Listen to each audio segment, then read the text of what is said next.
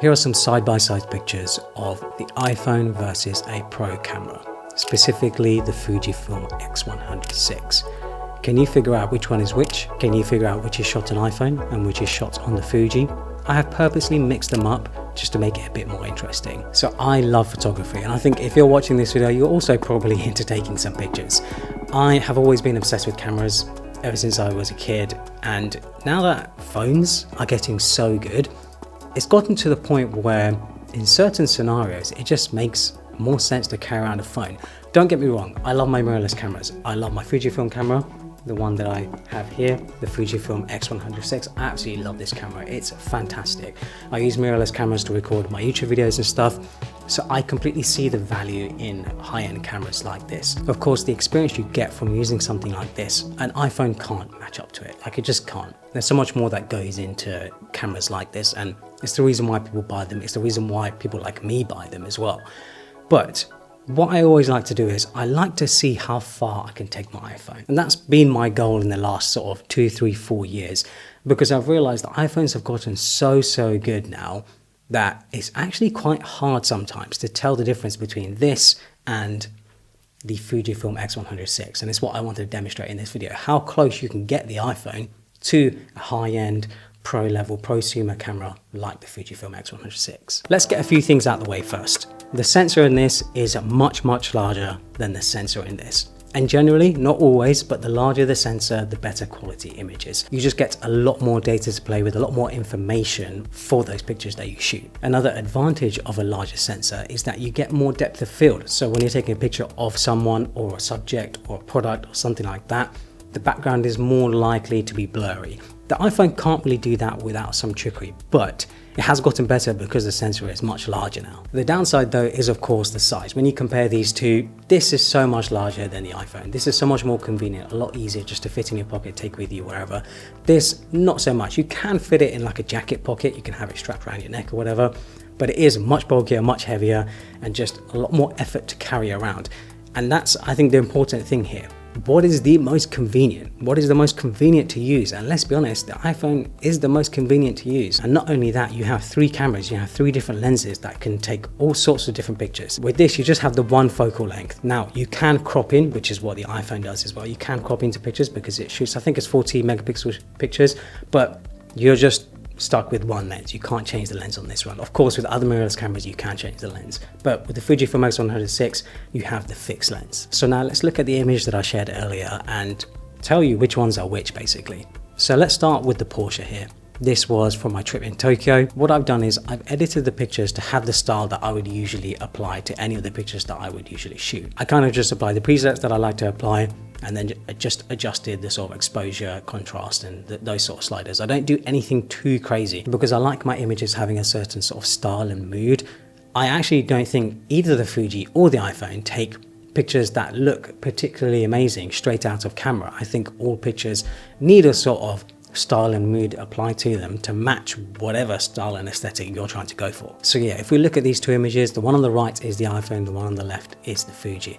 And when you have them side by side like this, you can sort of tell the difference in colors and contrast and brightness and stuff like that. I can even adjust it further just to bring down the exposure and the highlights for the Fuji to match the iPhone a bit more. You can also see some natural vignetting on the Fuji picture in the corners. It's a bit darker than the center of the image. If we look at the originals, so this is straight out of camera. And yeah, I actually don't like either of them straight out of camera. I do actually think the iPhone though looks more natural straight out of camera here. I'm shooting in Pro RAW on both of these and then just using the default processing that Lightroom does for Pro RAW images. I think I prefer the iPhone here. I think the iPhone actually looks better naturally straight out of camera. This shot here is of Tokyo from Shibuya Sky. The one on the left is the Fuji, the one on the right is the iPhone. Here, I think this is where you're going to see the Fuji sort of beat the iPhone. Not in terms of colors or anything like that, but it's the details. So if we zoom in on the Fuji shot here, if we zoom in even further, we'll look at this sign here, Tower Records. If we do the same on the iPhone, you can see a massive difference there. Even though the iPhone has more megapixels technically at 48 megapixels and the Fuji has 40 megapixels, you can see how much more detail is retained on the Fuji. how much more natural the image looks when you zoom in. The iPhone image looks a bit sort of blotchy. There's a lot more artifacts. It almost looks more like a water painting. That's the best way I can really explain it. The colors and stuff, yeah, it's easy to adjust the colors, so I'm not really looking at the colors that much. But if we wanted to, we could reset the images to look at them completely natural, straight out of camera, and look, you can really see there is a big difference there. Look how much sharper the Fuji image looks compared to the iPhone. And it just shows megapixel isn't everything. I think this is a really good example of where megapixel count doesn't really matter. Of course, there are a lot more things in play here.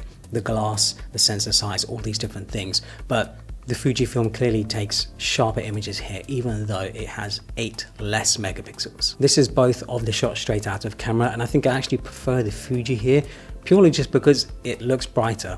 And again, this is why shooting in RAW is also important, because you can adjust the brightness of these images very easily to make the iPhone look brighter, because generally that's what people seem to think makes a better image, when it's brighter, but that's not necessarily true. So here is a picture of me, and this one actually surprised me the most because they look so close, but the telltale sign is the blurry background. If you look at the background on the Fuji camera, you can see it's sort of out of focus, and then if you look at the iPhone, it's in focus because of the sensor sizes. And of course, I've got my Fujifilm camera around my neck, so clearly you can tell this is shot on the iPhone. What really impressed me is just how close they are. Like, the skin tones and stuff are a little bit different on the Fuji, but I can adjust those. I can adjust the skin tones to look however I like. If I reset the images though, you can see the Fuji here is too bright.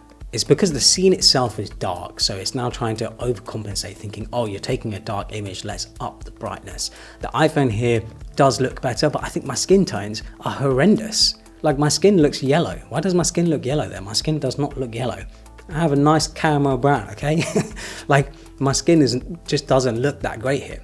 But on the Fuji, I'd say my skin looks more natural. I look like I'm in the beginning stages of decomposing on the iPhone picture.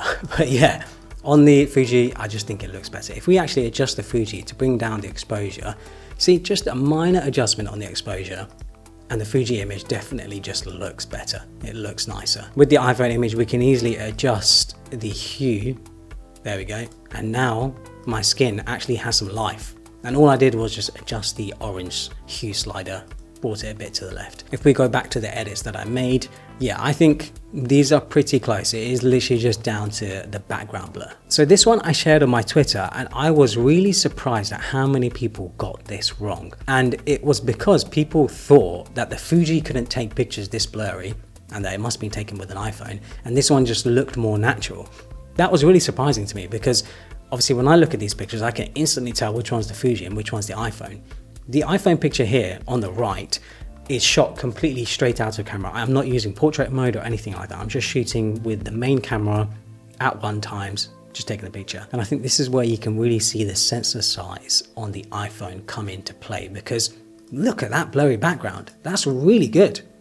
The ice cream is really nice, sharp in shot. You can see the individual sort of bits of the ice cream. You can see the detail in the cone. You can even see like the skin around my nail and everything. Like, this is really good. This is where people don't realize how good the iPhone is. I really do think this is an incredible image from the iPhone, and it's on par with the Fujifilm. Is it as blurry? No, but this doesn't look like it's shot on an iPhone. This looks like it's shot on a professional camera for me. On the Fuji though, you can see how blurry that background is. Look at that perfect separation between the ice cream and the background. Like, it just looks so good. The blur as well, the grain in the blur, and it just looks so good. And this ice cream, by the way, was amazing. It was at Mount Fuji. It tasted so good. It's one of the best ice creams I've ever had. I'd rate it a 9.5 out of 10. Like, it's really that good. If we look at the original images, we can see, I think the iPhone generally does look better here, but it's just because it's a brighter image and it's warmer. The Fujifilm picture is a bit colder and it's a bit darker as well. Even though this is straight out of camera, I actually think the iPhone image here looks more natural than the Fuji. Purely on the colors though. I'm looking at the warmth and the sort of style of the picture. Purely on the colors, I think the iPhone just looks more natural. So now let's look at some pictures where it's nighttime. There isn't much light apart from the light that's coming from the buildings. This is shot in Hong Kong. On the left we have the Fuji, on the right we have the iPhone. And I think both of the pictures here look really good. With the colors and the presets that I've applied, oh, like this to me epitomizes what Hong Kong looks like. It's only when we zoom in do we start seeing the details. But before we zoom in, I just want to say the iPhone picture here again looks so good. You would think with a sensor that small, it wouldn't be able to take that clean images, but I think this image looks really clean for an iPhone picture, considering it's nighttime and there's lots of harsh lights and stuff. I think it's done a really good job. So this is the Fuji shot. We're looking at this FWD sign, and you can see that clearly says get ready on that sign there. If we zoom into the iPhone, yeah, we can see, I mean, the sign isn't actually on in this one. I guess it's changing, it's sort of transitioning, but we can see the Fuji here is just better. I actually think the top of this building, this skyscraper, you can really see the difference in the detail. Like if we go down a bit, we can see the building on the Fuji. There's just more detail on the iPhone. It's just a bit blotchy, but I still really do think this is a fantastic picture to come out of the iPhone. If we look at the original images, that's the original on the Fuji, this is the original on the iPhone. The iPhone I actually think looks more natural here. This is what it looks more like in real life when it comes to the sort of darkness of the image. If we go back to the edited versions, man, the edited versions, like it's crazy how much of a difference just some presets can make. Like it completely transforms the image. It takes it from like just a normal night shot to like cyberpunk. But if we look at the images like normal, like this, which is how most people are going to see them, they both, I think, look really great. All of these images that I've shot, I think look amazing. All of these images that I shot comparing the iPhone to the Fuji, I was really surprised at how close everything is. I wasn't expecting it to be that close. And when I shared it on socials and stuff, even other people were just like, wait, this is really hard to tell. I actually can't tell the difference. And I think that's important because most of these images are just going to end up on Instagram, on TikTok and other sort of social networks and profiles. So does it really matter that the fine details on the Fuji are better than the iPhone? I don't think it does. Not if they're going on Instagram, not if they're going on these websites and stuff. They're just going to be compressed anyway. I know I'm going to get a lot of questions about how I set up my iPhone to take these sorts of pictures. I have another video on my profile showing my camera settings. I also have all of my presets and stuff. I'll leave links to everything down in the description below, just so you have the same process that I have. Hopefully you guys enjoyed it, and make sure to follow me on Instagram and Twitter, where I share a lot more of the pictures that I shoot with these cameras.